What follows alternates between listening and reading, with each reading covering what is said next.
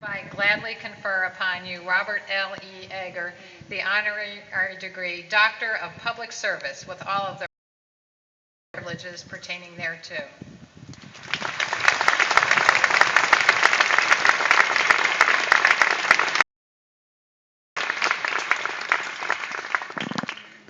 Now that he's started with his degree, it is a great honor for me to introduce our commencement speaker today, Robert Egger, who will share some thoughts, some inspirations with the class of 2010.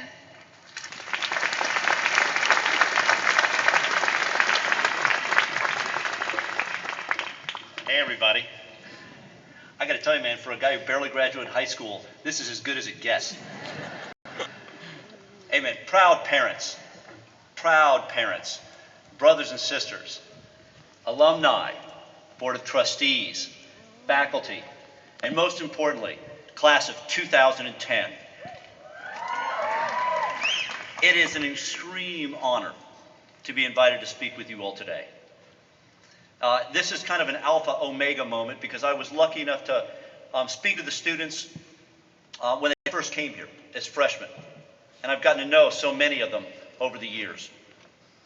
Now, people have asked, and I think many assume, that the subject of my speech today, given the work I've done and given my relationship with the school, will be somewhat in the nature of asking the students to give back. But I'll be honest with you, that's the last thing I'm going to do for the class of 2010. And if I may explain why. One last little pop quiz. Class of 2010. Before you all got here, back in high school, show of hands, how many of you all had done community service? Look at this, America. Look at this. This is not a giving back generation. This is a very different generation. Class of 2010, you were at the forefront of America's most diverse generation ever. 60 million strong. Young men and women born between 1985 and 2000, you are at the forefront of a very new era in America.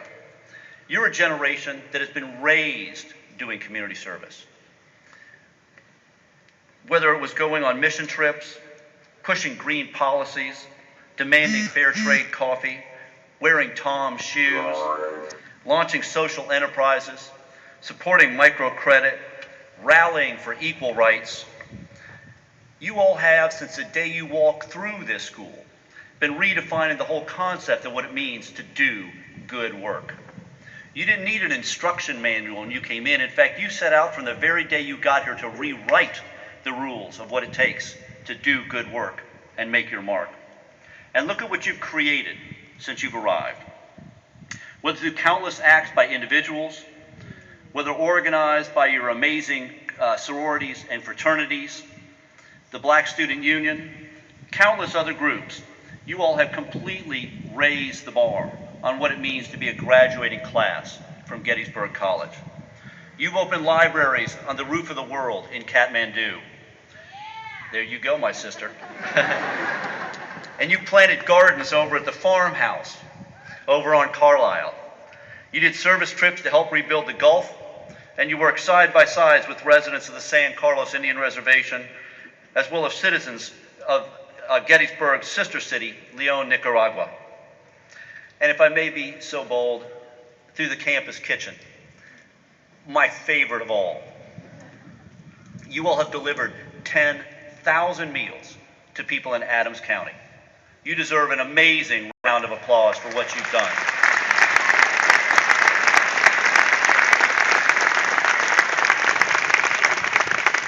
And if I may just take one moment of personal pride, I'd like to acknowledge Chris Fee, Professor Chris Fee,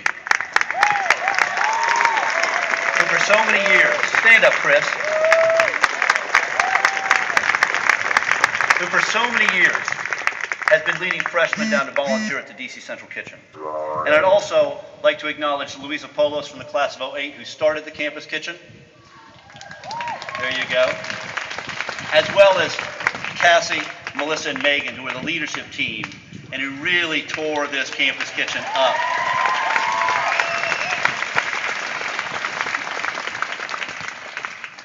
Not since World War II has a generation answered the call to service in the numbers as this generation.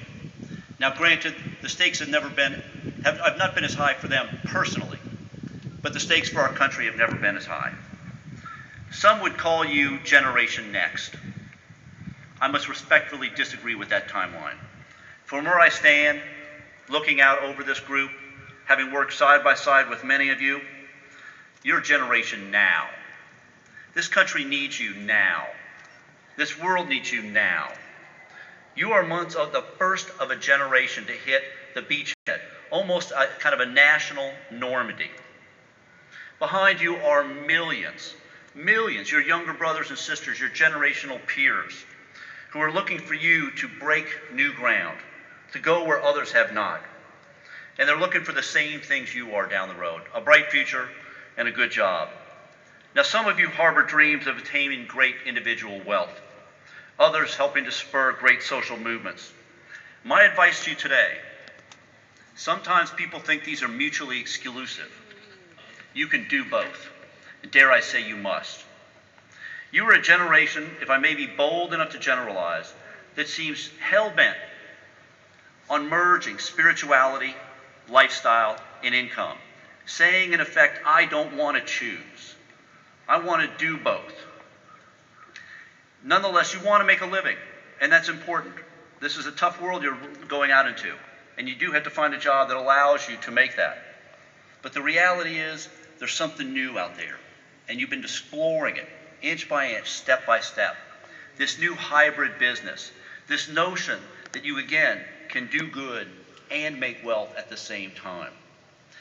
In too many of our graduations across America, what we're asking of your generation is to choose, saying in effect, after almost spending 10 years of your life doing community service, in school after school, in commencement address after commencement address, speakers are all but saying, today you must choose. Do you want to be a .com or do you want to be a .org? Do you want to do good deeds or do you want to make money? Defy that. Boldly go forward with this idea that you can do both. That's what our country needs. It is every generation's right to redraw the map, to rearrange the order of things, and to create new rules. That's what people are dying to preserve as we speak. That's what people come to these battlefields to commemorate. And it's what makes America, even today, the greatest, richest, freest country in the world. The fact that each generation has the freedom, opportunity, and obligation to do better, be bolder, run further, and push harder. That's what's expected of you, class 2010. It's what America needs. So brothers and sisters, tear into that freedom. Drink it up like you would a $2 Friday night special down at Pitcher's.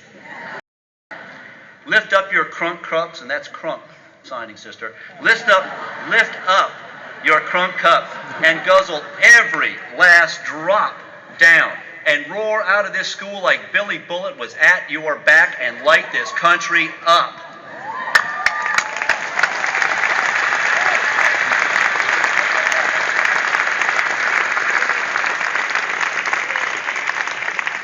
Our country needs your impossible dreams, born of the exhilarating, boundless optimism so fully on display today. Hold on to those dreams. Never let them go. Own them.